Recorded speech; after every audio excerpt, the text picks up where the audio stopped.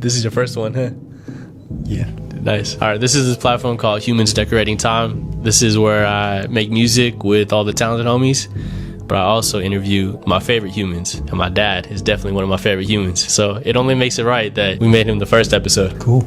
Yeah. Okay. Can you talk about like how strange and different it is to like own a studio in a family home? Because this is the house that I grew up in, and we have all this gear here. I know that this is not normal for the average human to just walk in and you're like, whoa, what is all this gear here? We're kind of surrounded by right now. Just my desire to play keyboards and buying equipment, being around musicians all my life. All the kids, I wanted them all to each play a different instrument, and you're the only one that really took it to a level higher than we expected. Where did like your first passion for music start? Because for me, it was you and mom putting me into piano lessons when I was a kid. So like, where did your passion for music start? I started listening to jazz and George Duke and started listening to him. Then I started listening to fusion, which was Jeff Lober, smooth jazz. And as you grew older, I just wanted you to incorporate those three major musicians, because one played funk, one played fusion, one played smooth jazz, and this many years later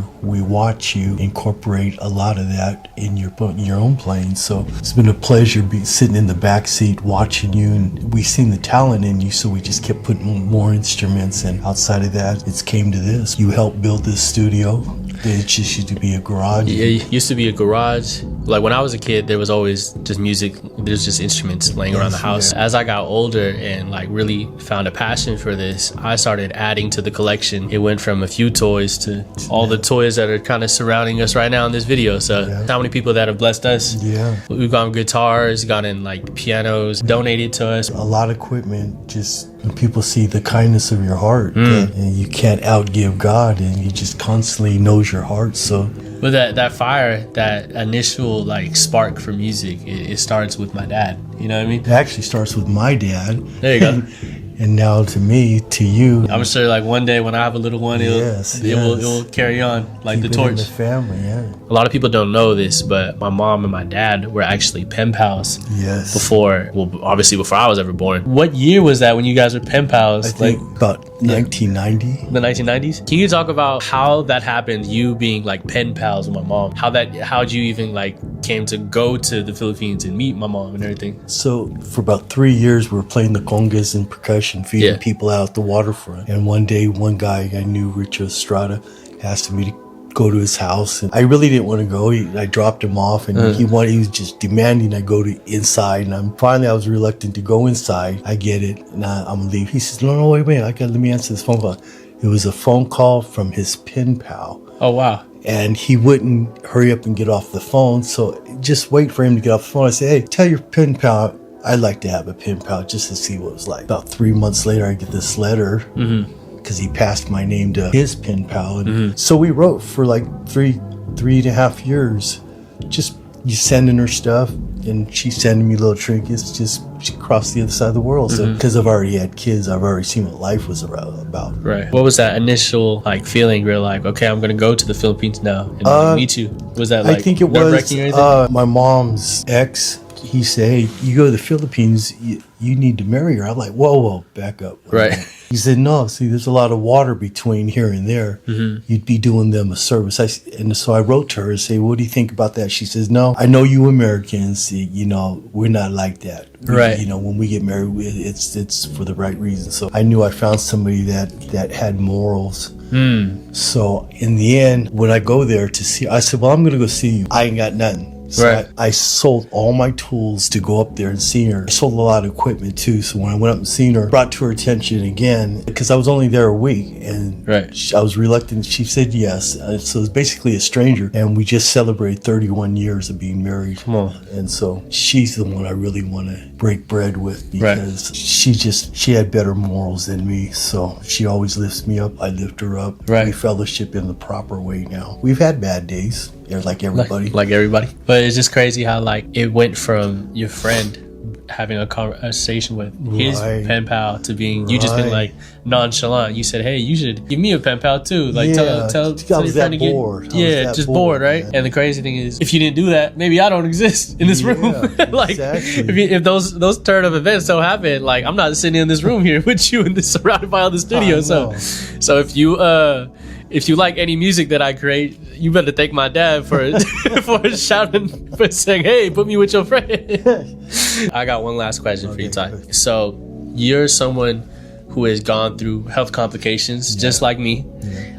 You survived having like a heart attack, having a stroke, going through heart surgeries, and here you are, just alive. Yeah. And that's not like a testimony that a lot of people can say going through a situation like you've gone through. So my question for you is like, what does it feel like to exist in this second chance? This like being able to, hang out with your grandkids and just live life.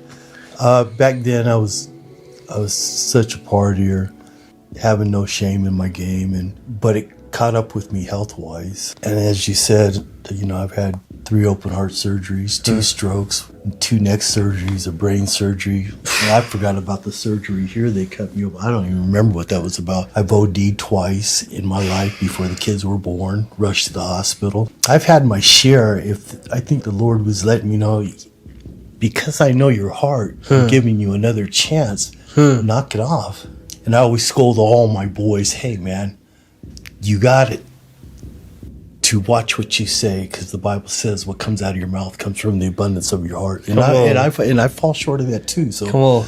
basically, yeah, that's what makes us who we are. I'm proud of him. I'm proud of all the musicians that are, like, sometimes I tell them, like, man, who's that person? Then I hear them on their instrument or on their mic. Like, I go like, oh, that's why he's here. Yeah. And we like, we got to take a picture with this dude. He's going to be somebody. Right. It'll be like some random person always here at this studio, because my studio is based at the home that I grew up in, and there's always a random person here. It might be the first time, not only in the Bay Area, but the first time in California. They came from a random state and they came here for whatever session, whether it's to work with me or work with an artist that I brought here. They could be a singer or a musician or whatever, and my pops will peep in like, damn, what are y'all working on? I'm grateful for you for not only putting an instrument in front of my hands, but because of your like love for music, it transferred over, and now this is my career, this is my life now. Adding on to what you were saying about like having a second chance, it's like we're already connected when it comes to music, but we both experienced like near-death situations. Huge.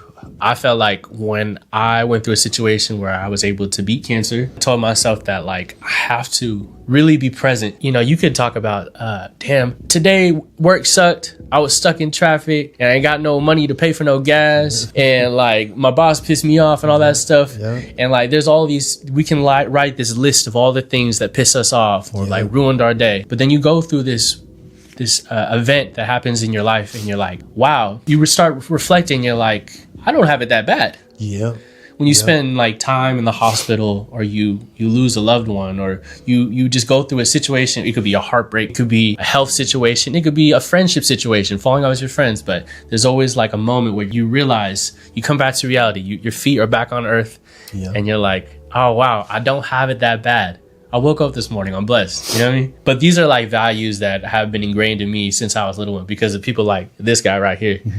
I'm really grateful that you're my dad. I'm thankful that you got me into music because of you. I'm over here still doing this music thing. People tell me this all the time, how much they adore you. Whenever they do a studio session here, they're like, man, that boy, that Uncle Joey. Everybody knows. If you ever worked on music with me at my studio, everyone has like had this experience where they're like, man, Uncle Joey, that boy is a character. I just want to say that thank you. I appreciate you agreeing to doing this silly little interview with me. That's the last thing I expected. As many people as you've seen, this is the last person, me being the last person. The funny thing, he said him being the last person, but this is the first episode. Oh, so wow. This is Humans Decorating Time, and this is my dad. All right. Man. Thank you.